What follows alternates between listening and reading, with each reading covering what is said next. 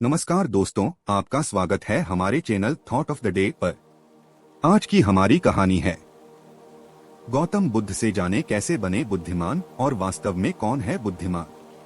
हम यह जानते हैं कि बुद्धि ऐसा बल है जिससे हर असंभव चीज को भी जीता जा सकता है। असली में एक बुद्धिमान कौन है और कैसे बना जा सकता है बुद्धिमान, इसका सटीक अर्थ गौतम बुद्ध एक कहानी के माध्यम से समझेंगे। बौद्ध धर्म के संस्थापक महात्मा गौतम बुद्ध के विचार और कहानियों से व्यक्ति को प्रेरणा मिलती है। गौतम बुद्ध के जीवन से जुड़ी ऐसी एक नहीं बल्कि कई कहानियां हैं जिससे कई समस्याओं का हल मिलता है। इन्हीं में एक है बुद्धिमान, इंटेलिजेंट। यह ऐसा शब्द है जिसे तारीफ और तंज दोनों की अंदाज में कहा जाता। यदि कोई काम बिगड़ जाता है तो उसे तंज कसते हुए कहा जाता है कि खुद को बुद्धिमान न समझो। वहीं यदि किसी कार्य को सफलतापूर्वक कर दिया जाता है या किसी मुश्किल परिस्थिति का हल निकाल लिया जाता है तो हम कहते हैं बहुत बुद्धिमान है। लेकिन प्रश्न यह है कि वास्तव में बुद्धिमान कौन है और कैसे बना जा सकता है बुद्धिमान। तो जानते हैं, चलिए शुरू करें। एक बार की बात है, एक गांव में एक लड़का था जिसका दिमाग बहुत तेज था। उसकी यह खासियत थी कि वह किसी भी चीज को बहुत ही आसानी और कम समय में सीख लेता था, जबकि उसी चीज को सीखने और समझने के लिए अन्य लोगों को काफी समय लग जाता था। लड़के की यह ख्याति दूर दूर तक फैल गई। सभी लड़के की तारीफ में कहने लगे कि उसके जितना बुद्धिमान कोई नहीं है। लड़का चित्रकारी, मूर्ति बनाना, गीत गाना जैसे अन्य कई चीजों को जानता था। अपनी प्रसिद्धि को बढ़ाने के लिए वह अन्य काम और चीजों को भी सीखने लगा। इस तरह से उसे एक दिन अपनी बुद्धिमत्ता पर अहंकार हो गया। इसका कारण था कि क्योंकि वह साधारण व्यक्ति होकर कई असाधारण काम भी आसानी से करने लगा था। एक दिन लड़के का सामना भगवान गौतम बुद्ध से हुआ। लड़के को खुद पर खूब अहंकार था और इस कारण उसे किसी से ईर्ष्या नहीं होती थी, क्योंकि वह खुद को ही श्रेष्ठ समझता था। लेकिन पहली बार उसे गौतम बुद्ध को देख ईर्ष्या हुई और वह अपनी तुलना बुद्ध के साथ करने लगता है। वह देखता है कि बुद्ध के पास भिक्षा मांगने के लिए एक कटोरा है और उसके पास अपार धन, पर बुद्ध ने साधारण वस्त्र धारण किए थे और उसके वस्त्र कीमती थे। बुद्ध नंगे पैर थे और वह नंगे पांव जमीन पर पैर भी नहीं रखता था। इस तरह से लड़का एक नहीं बल्कि कई चीजों से गौतम बुद्ध के साथ अपनी तुलना करने लगा। हर चीज से तुलना करने के बाद वह मन ही मन सोचता है कि आखिर मैं इस भिक्षु के साथ अपनी तुलना क्यों कर रहा हूँ, जबकि इसका और मेरा जीवन बिल्कुल अलग है।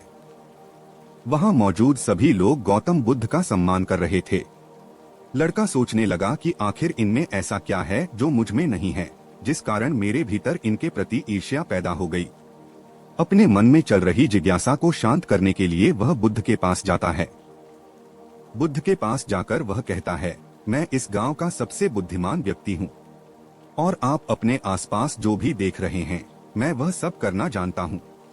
मैं किसी भी कार्य को बहुत कम समय में सीख लेता हूँ, इसलिए सभी लोग मेरा सम्मान करते हैं। लेकिन फिर भी आपको देख मेरे भीतर ईर्ष्या पैदा हो गई। इसलिए मैं जानना चाहता हूँ कि आपकी उपलब्धि क्या है।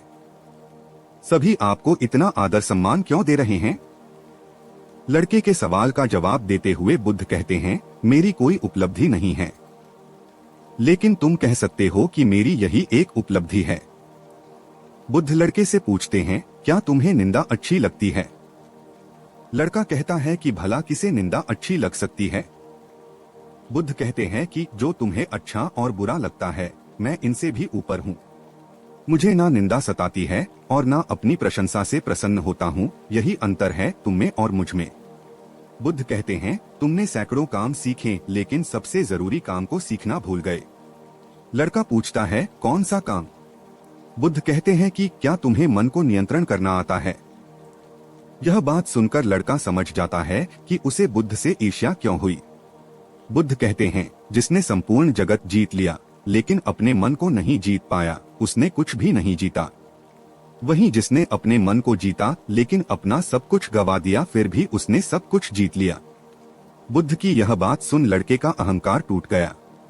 उसने बुद्ध से कहा कि क्या आप मुझे अपने मन को जीतना सिखा सकते हैं। बुद्ध कहते हैं जरूर, लेकिन इसके लिए मैं तुम्हारी सभी उपलब्धियां छीन लूंगा। लड़का कहता है मैं तैयार हूँ। इसके बाद से ही लड़का ध्यान लगाने लगता है, क्योंकि ध्यान से ही मन को वश में किया जा सकता है। बुद्ध की इस कहानी से जीवन में हमें यह शिक्षा की असली बुद्धिमान कौन है, अर्थात जिस मनुष्य ने अपने मन को जीत लिया तो उसने सारे संसार को जीत लिया। क्योंकि हम देखते हैं कि यदि हम संसार की सारी चीजें प्राप्त कर ले परंतु अपने मन को अपने बस में नहीं कर पाते तो हम शांत नहीं रह पाएंगे। इस कहानी से हम सीख सकते हैं कि मनुष्य की लड़ाई केवल अपने आप से होती है। यदि वह अपने मन से जीत गया तो उसे कुछ भी जीतने की जरूरत नहीं है। धन्यवाद दोस्तों। अगर आपने अभी तक चैनल सब्सक्राइब नहीं किया है तो जल्दी से कर ले ताकि हम रोज आपके लिए एक मोरल स्टोरी ला सके और आपके दिन को और भी खास बना सकें।